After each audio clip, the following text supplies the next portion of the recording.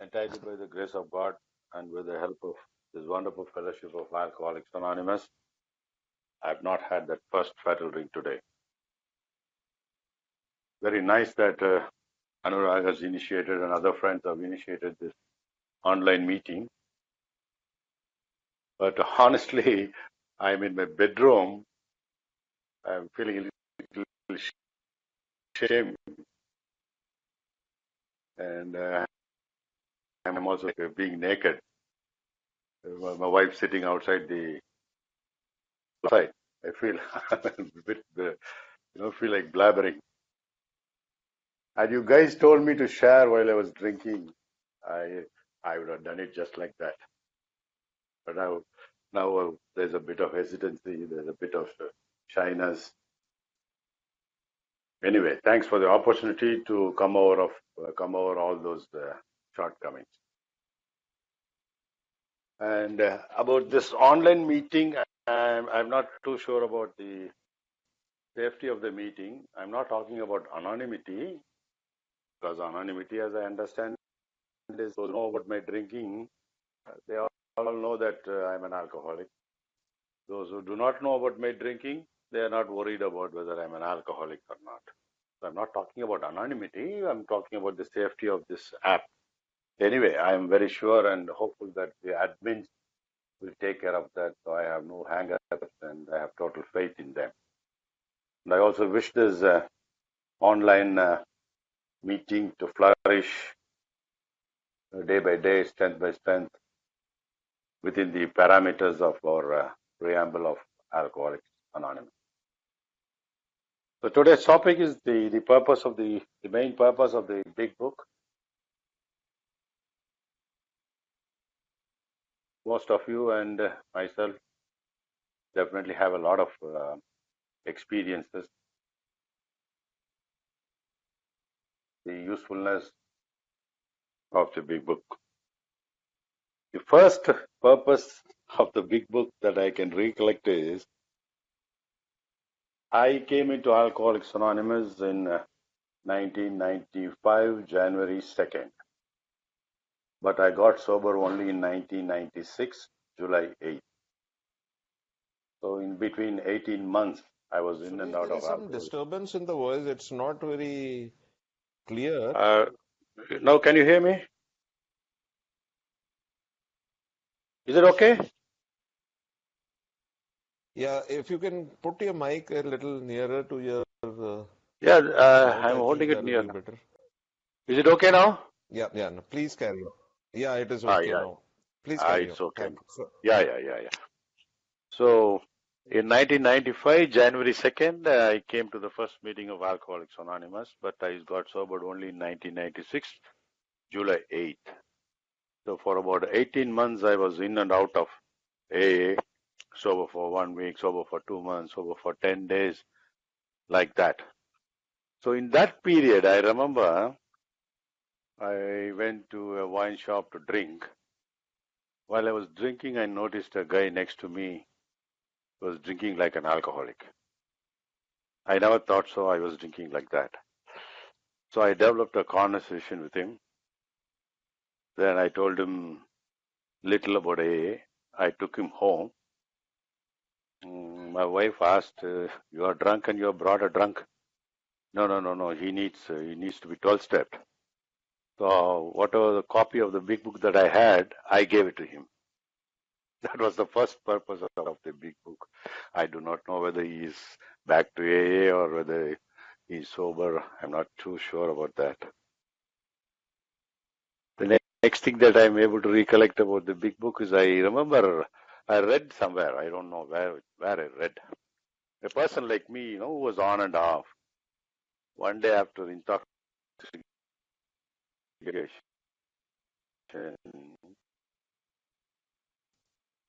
he wanted to step in the prison. So he went to the prison, shared the big book. He was taken to one of the cell. There he found that other person. He said, "I want to read the big book to you." So that person stood up and came near the grill. This fellow introduced himself and he started reading the big book from the page 1. As he was reading, the fellow came closer and closer towards the grill. So this fellow got excited. He thought he is listening more intently. So he was reading with all the enthusiasm. Then finally he finished the big book. Then the inmate said, "Thank you very much, sir. Will you do me a favor, sir?" Our friend asked, "Yes, I will do. Can you read the big book again?" He got more thrilled. Oh, so he started to read the big book again. So from page 1, he started again and he read it fully. After he finished, our friend had a small doubt. Why did this fellow ask to read it again? So he asked him, "Were you so interested that you wanted me to read it again?" "No, sir. First time when you read it, your breath was nice and it was not sufficient. So I asked you to read it again. Now I'm happy, sir." These are the two things that immediately struck me when I wanted to share about this big book. There are a lot of things, a lot of experiences. When our friend carry or hold a big book, I said no, because all of us, if we hold our big book, we should see face to face and eye to eye. That would be better. And moreover, to share everything about the big book in just short period is also not possible. So I thought I will share here and there whatever I can recollect. And I also don't have the big book in front of me. The main purpose of the big book, whatever I can recollect, is that the basic one is I failed I failed utterly in life.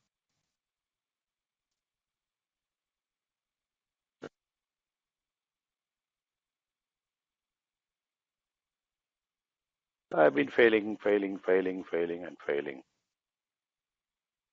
The whole big book, the crux of the big book, taught me very simple and the basic thing of life. Why did I fail? Why did I not? Why was I not able to, lead my life? There I found I was trying to solve my problem without knowing what is my problem. Trying to stop my drinking in all possible ways without knowing what alcoholism is or who is an alcoholic. That is what the big book exactly revealed to me. First, I should know what my problem is. Otherwise, it's very difficult to solve my problem.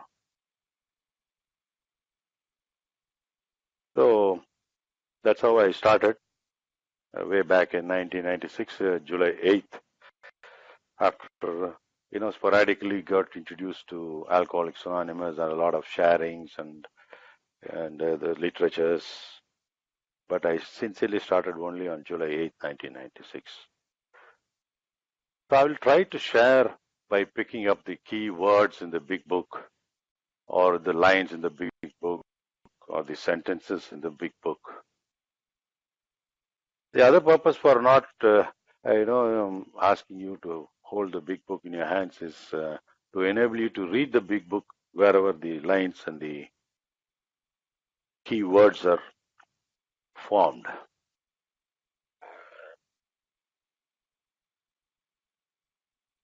The drinking, once it reached its peak, after trying out various treatment centers, even Alcoholics Anonymous, spiritual places, temples, and so on and so forth. Finally, when I landed and started reading the big book again and again, certain things revealed. The first thing that hit me very hard was the line it said, cease to be a luxury. It became a necessity. That made a lot of sense to me. That made a lot of sense. I thought, it is, I can drink when I want, I can stop when I want. I never knew that it became a necessity, like my breathing. It went out of control. So when I read again and again that sentence, drinking ceased to be luxury and became a necessity, I I understood that, I cannot drink anymore the way I thought I'm drinking. That was the first step that I came across in the big book. The next thing, if I can recollect, there was a sentence in the big book. Without humility and gratitude, sobriety, if any, will be precarious. I thought gratitude as, yes, I understand what is gratitude, I understand what is humility, but I did not understand what it meant. How grateful I should be, how humble I should be to maintain my sobriety. These are the two important ingredients for my sobriety. That also made a lot of difference when I started this journey of sobriety. Then once I overcame drinking a day, a week, a month, and we all often hear, the higher power, God. I was not an atheist, but I'm not a very great follower of whatever higher power or God. So it was, how to put it, I don't know. I did not hate God as well as I did not like him so much or depend on him. I was running my life on my own. So when members insisted about God dependence, uh, I accepted, of course, I accepted, yes, there is God and all that. But I did not really, understand the concept of God, how to hand over our will and life, how he is higher power. So as I was going through the big book, the other sentence that really, attracted me and made me understand is this. It is better to meet God alone than with someone who might misunderstand him. Exactly. Because wherever I discuss or share right from my childhood about this God, there's always questioning and there is always doubting and there is always that childhood, curiosity. So this sentence made me a lot of difference. So I think I decided to meet God alone. Why should I discuss with somebody who might misunderstand him? So this changed a bit. So my approach towards God really made a big difference. The other sentence that really hit me hard was, in spirituality, debate has no place.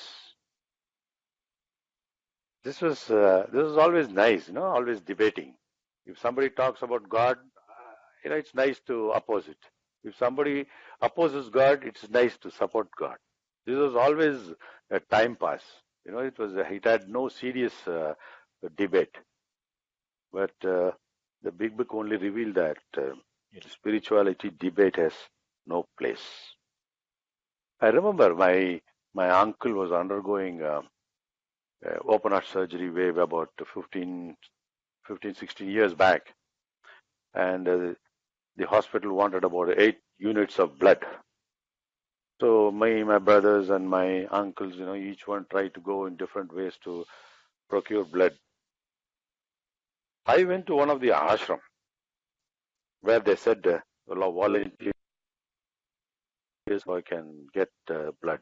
So I went to that particular ashram, which I used to, always ridicule about the what was that, the person in charge or whoever it is there. I always used to ridicule about the presence of that ashram. But I had to go there. As I went there, I tried to park my bike. Somebody, an elderly person, he said, I'll help you, Sairam. I said, no, it's okay. No, no, no, I will help you. He helped me. Then I crossed the road and went into the ashram. I had to remove my shoes. Some elderly person, took my shoes and kept it there. So it slightly attracted me. Then I went to the inquiry counter and told that this is my problem. I need some volunteers. He said the evening puja is going to start. Once it finishes, we will announce in the mic. Then you can contact them. So I stood there. Then the person there told me, sir, if you're interested, you can go and attend. I thought, why not? Then I went into the hall. I went and stood near the door. People who were entering, they did not sit as and where they liked. The first person was sitting on the right corner. The second person was sitting next to him. The third person who was entering is sitting only next to him. Like that, like a serpent, they filled up the seats. It was so nice to watch.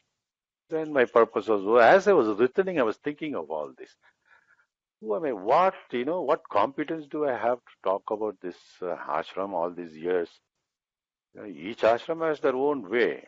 Why should I have been wasting and debating about all this, which I am not competent enough? That was a revealing point, and this sentence only, made me approach that way, to look at it differently. In spirituality, debate has no place. It was a wonderful experience, to move towards God. Then about our prayer, whatever said in the big book, made, day by day it started making changes. How the first, again, the line in the big book, made the change towards prayer. It said, those who scoff at prayer are the ones who have not tried it enough. What a sentence, yeah. That, it was a revealing. The penny dropped, actually. Those who scoff at prayer are the ones who have not tried it enough. I was thinking, will the prayer work? Will God listen? Before trying it. That was really a good change. So my approach towards the prayer also changed. My prayer nowadays is entirely different from what I used to pray before. Then again, the lines in the big book, again, help me day by day, one by one. Prayer without faith is useless. Faith without works is dead. There again, did I have faith in prayer? I prayed, of course, after coming into Alcoholics Anonymous and finally stopped drinking. I did pray every day. But was there faith in my prayer? I was not too sure about it. And there was no doubts also. At the same time, about the faith also, I was not too sure. Then they said, faith without works is dead. That was a very profound statement. For example, if I pray with faith, 100% faith, that I should not drink today, and I go to the bar, order for a drink, the barman will not say, sir, today you prayed, you have 100% faith, you should not drink. He will not say that. That is when the second line really, made my eyes open. Faith without works is dead. There's no point in having simply faith alone in the program. The faith should be followed by action. That is what is important, which I did not know. I can recollect my younger days when I was in my village, in my mother's village. I don't know how many years old. I was maybe 7, 8, or 9 years. I'm not too sure about that. My uncle and the other cousins took me to the well where they learned swimming. So while standing on top of the well, my uncle told me, you should Open your eyes, should not close after you jump. You should close your mouth, should not drink water. You should flap your hands like this, shake your legs like this. All those instructions he gave me and pushed me into the well. I jumped the well and I could not come up. And later they pulled me out of through the rope which was tied in, towards my hip. Today, when I recollect, he gave me so many instructions to follow. I thought he will do it when after I jumped. I did not realize that I should do it. That is when I understood that, instructions, understanding, believing, faith is not sufficient. It should be followed by action. That is when this program started working. Otherwise, in those 18 months of in and out of AA, I understood the sharing. I surely understood the big book. I also read so many literatures. Nothing was not understandable. Everything was understandable. I read it as a matter of news. I read it as a matter of knowledge. I gathered informations. I did not apply it to me. I did not apply it to my life. So when I went through all these things, when I understood the key words and the lines and the sentences of the big book, only then it started making the big difference. When I was, I think, a second year or so, I went to Cochin on an official training. My training period was about 15 days. So I went there. After the first day's class, after the evening, we all got freshed up, and all the participants, they wanted to go to Ernakulam. Somebody wanted to go by boat. Somebody wanted to go to see the Chinese net. I decided I'll just take a cool off in the evening. Because Fort Cochin, I don't know how many of you visited. It's a fantastic place. Very serene streets, narrow streets like Spain and Portugal culture. So I thought I'll just take a walk. So I was walking through one of those streets. As I was walking, I suddenly found one board, with a neon bulb and bright lights. But I could not read what it was written. So I just kept walking, walking, walking. But just before about 50 meters or so, I could read the board, Dolphin Bar. The moment I saw the board Dolphin Bar, it struck me. Oh, I'm going to be here for 15 days. And I've heard sharings also like this. Many people have shared like this. Um, can I try? No, no, no, no. You are an alcoholic. You are an AA member. You can't drink. Okay, fine. Then I stepped another 2, 3 few steps. Again, that thought struck me.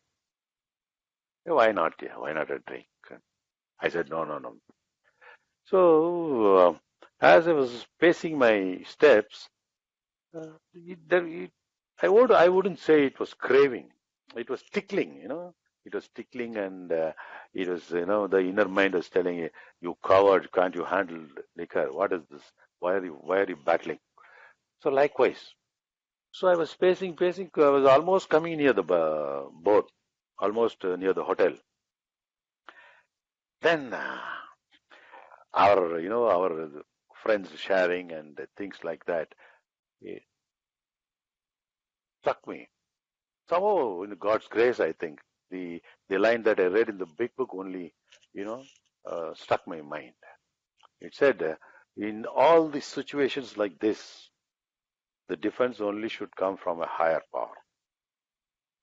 It struck me. Then I said, why not I stand and pray? I stood in the middle of the road because there was no traffic or there was no passers-by, and said the serenity prayer slowly and steadily. After I finished my serenity prayer, I just took one more step. Believe you me or not, in about a minute or so, it started raining. Once it started raining, I had to walk faster, or literally I had to run for shelter. So somehow I found one corner, then I went and stood there. It was raining for about 5 to 7 minutes. Once the rain stopped, then I started walking again. After walking for a minute or so, I thought, hey, where did the thought go? I was thinking 10 minutes ago about whether shall we have a drink or not, like that, all those dilemma. The thought vanished. Then I thought of the greatness of this big book, the experiences of our members. The difference should come from higher power. So my approach towards God, my approach towards prayer, all that strengthened day by day, day by day, day by day. Each of the pages, each of the sentences, you know, made a lot of difference. Every time I read the big book, people always share. Every time I read the big book, I find it different. I find it different. I find it improving, improving. Very, very true. Very true. Each time I read, it gives a new dimension of life. Then I got steadier about my consumption about God. I didn't have to. The old dilemma was not there. That I'm not an atheist. I'm not a very great believer. I sort of became a bit firm. Immediately after I came back to Cochin, our family had to go to Tirupati. There we went. If I don't know whether you guys know, in Tirupati, right from the foothill, you can't smoke. You're not supposed to smoke. You can't carry cigarettes also. Very strict security there.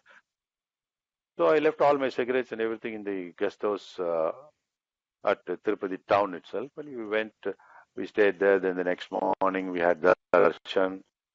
Then everything was over. So our family members and myself came out of the temple and we were standing. The car was parked a little, far. So I told my family members, I'll bring the car. You stand here in a particular place. So I went to the car park to take my car. When I reached the car park, I felt like a cigarette. I wanted to smoke. I found one small petty shop there. I went and asked him,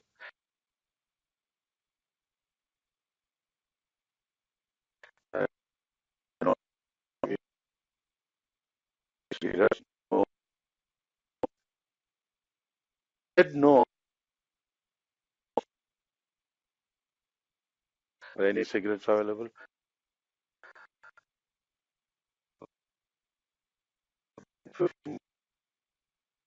I could not get the. I saw the temple. I almost, gave a challenge. I almost tested. I said, God, what is this? For the last 15 minutes, I'm suffering for a cigarette. Why can't you lift that thinking? I just, looked at the temple and as without any faith or without any, this thing, I just. Then after a while, I took the car and came back, picked up my family members, and we started to drive down. Believe me, till I reached my home in Chennai, I didn't feel like a smoke at all. Then I said, yo, I have to depend on the higher power. I have to depend on God. I have to listen to Him. I have to obey His principles. I have to, there's no point in arguing with it. There's no point in either I believe or don't believe. These were the experiences through the big book only got enhanced. Otherwise, I don't think so. I would have left to myself. Without the aid of the big book, I would have approached it differently, in a different dimension, where probably nothing could have worked. So I crossed over that stage with a little firm footing. So my problem of alcohol got over. Then, as our big book suggested that we have to depend on a higher power, that also I got over. But life was not very, what you say, not very, very cozy. Life was not very cozy. Then the chapters of the big book, one by one, working with others into action, how it works, all that. And the fourth step came. Very logically thinking, I thought now almost 2.5 years have gone, and successfully out of drinking one day at a time. And there's not craving, there's not desperate craving or attending meetings regularly and constantly in touch with all the members. Is this necessary? And one of the old timer who is no more now. By now, I think if he was alive, he must have completed about 40 years of sobriety. He shared in one of the meetings. He said, if you want to pour milk into an oil can, it will get spoiled. So first you have to clean the can with water, then with soap, then you have to dry it. Only then, if you pour milk, it will stay. Same thing is the fourth step.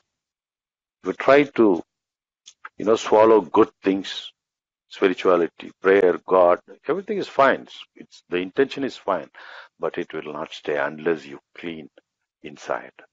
What a small example, and it made a lot of sense. It made a lot of sense, and I recollected my own experience. As soon as I got sober, finally a little bit of firm footing. Immediately, I wanted to jog. I wanted to go for walking. I wanted to play, tennis. Then I went to every Sunday. I used to go to, Bhagavad Gita discourse. All that I wanted to get a spiritual awakening or a what do you call a halo behind me, and so many things I was trying to, swallow. But though all those things were good, I was not able to swallow. Which I did not understand why. It was only boomerang. It was only, bouncing back. Only then I understood that why the chapter for the fourth step is written. Why is it necessary that I should clean inside? Otherwise, the things that I'm trying to learn, the new ones, the good ones, will not stay. It will only bounce. That is when I did my fourth step. Of course, um, how I did will take a long time to share. But I did my fourth step, and once I did my fourth step, there was a lot of relief. I felt like a feather. To tell you honestly, I felt like a feather. I was not walking on the ground. I was slightly flying. I was slightly flying. The other advantage of doing the fourth step is the first three steps: unmanageability, God, higher power, handing over the will and life. If I'm not very happy, or if I'm not content, or if I'm not comfortable, I need not worry. That's what I understood after doing the fourth step. Just keep it aside, the first three steps, and start doing the fourth. Once I did my fourth, there are a lot of things, the traits, the shortcomings, there's so many, the problems or the defects of character or whatever it is mentioned, came out. Which when we came out, I found that these were the stumbling blocks for the first three steps. That is when I understood why I was denying my prayer, why the faith was not intense, why it was not 100%, why I thought I'm managing my life, why did I not accept that I cannot manage my life. I have to depend. So the fourth step revealed a lot of my shortcomings about self-will, self-justification, all that, so on and so forth. It revealed. So how it works, I do the fourth step. But my humble suggestion is that, fourth step should not be done on my own. It should be definitely done with, not preferably, I would say I did it in a sponsor. So I would only say that we have to do it with the sponsor. That's better. And there are many ways of people I've heard and I've read also of sharing, this is how I did, this is how I did that. There may be so many ways of doing it, but if you ask me, my suggestion is that try to know all those various ways, or try to gather so many ways. But at last, I better do it the big book way. That is the best ending that I can do. That's how I did it. I tried to. I do not know whether I can mention. I tried to go through the Hazelden literature, try to listen to various tapes and sharings, all that. Gathered all that, but finally I landed up with the 12 by 12 fourth step chapter, and as well as the big book. That's how I did it, because the big book always, the big book told me that I don't have to write my story with all those exaggerations, with, digital music and all that. I only have to write what I did not know. Because the events I already know. I drank here, I fell there, I robbed there, I misused here, all that I knew. But when I did those events, how did I feel? What did I feel? What happened to my thinking? What happened to my soul? What happened to my instincts? That is what the big book warranted me to write. So when I tried to write that way, I found out a lot of my traits coming out, which was blocking the first three steps. And then I became a little comfortable about whatever I shared about prayer and spirituality. Then came the other chapter, about amens. After doing the fourth and fifth step, like I said, I was feeling like a feather. I felt damn good after making my amen. I do not know whether I can describe you or whether I can share. It is really indescribable. It is a feeling that one should go through. Though a couple of places where uh, I could not make my amends. Like for example, one of my friend, very close friend, very very close friend, almost every day used to be in my house. He, me, and my wife were returning from Bangalore. In the train, me and my wife, I was cock drunk, I was pissed drunk. Me and my wife developed some conversation. He tried to support my wife. Then I made a drastic statement. What is there? You both have any so and so relationship? You're trying to support him, and he's trying to support you. Believe me, as soon as he got on from the station at Chennai, he did not return. He never visited my house. He never. I tried to contact him after coming to AA for 5, 6 years. Desperately, I could not contact him. But later, I met his sister. Then I found out his number. When I called him, he refused to talk to me. He said, "What's the purpose? Why should you want?" No, I said, "I can't talk over the phone. I need to meet you." He said, "No, I won't meet you." Then about 10 years passed. I tried a couple of times and I could not meet him at all. Even 2 years back, when my son got married, my wife invited him. He came for the wedding. He did not speak to me. He did not smile at me. I tried to go near him. His body language was so, you know, that is when I understood how badly I've hurt him.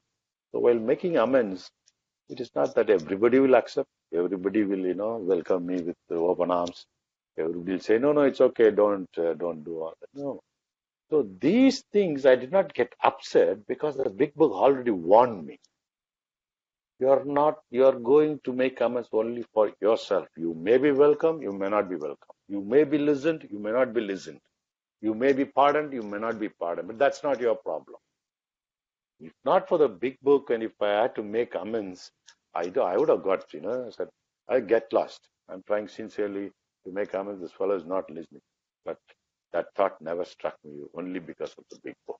Big book's warning and the way I should do the amends, the guidance that I received from my sponsor, how to make amends, when to make amends, when I should not make amends.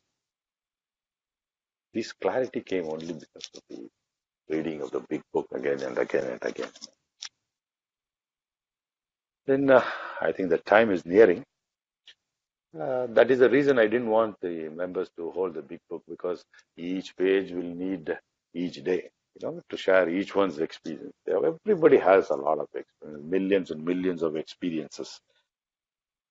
So that's why I thought, as and when the thought strikes me, I thought I'll pick up whichever thought that strikes from the big book, I thought I'll share. Then finally, the other chapters, working with others, all helped me. Working with others, it helped me great deal in the beginning. I still remember, one day I brought some vegetables during my drinking days. Brought vegetables home one evening. Then my wife loaded it in the refrigerator. Then I had dinner. I don't remember whether I had dinner or not. Then we slept. Then I got up at 11 or 11:30 in the morning. And as soon as you get up, you feel like a chilled water because of the heavy drinking the previous days.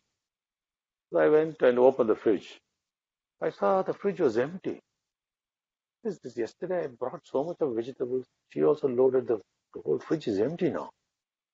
And I called my wife. I said, what is this nonsense? The fridge is empty. There's no water bottle. There's no vegetables. I bought so much yesterday. She glared at me and said, that night, whenever you wanted to go to the bathroom, you you opened the fridge every time and started urinating. You did it 3 or 4 times the night.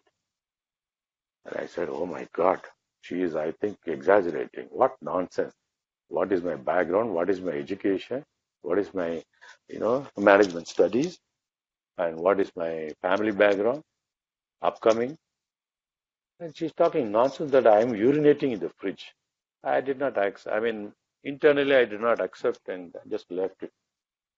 But when I working with the others, when I went to a 12-step call, when I was sharing with our prospective member, their family members started sharing similar incidents of what he did. I thought I actually went into a blackout. I was thinking about my experience. Oh my God, few years back, this is what I did, and my wife told me, and I did not believe it.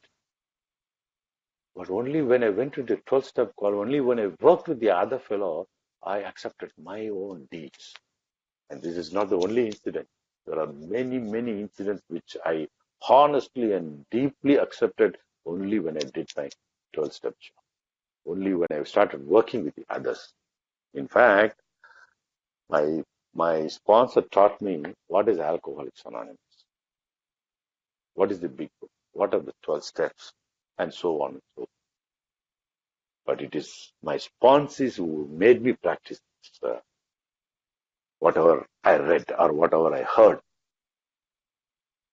So working with others, I think, is one of the best practices in sobriety. That will not only keep me, stay stopped from drinking, but also will, at least make me think of what the program says.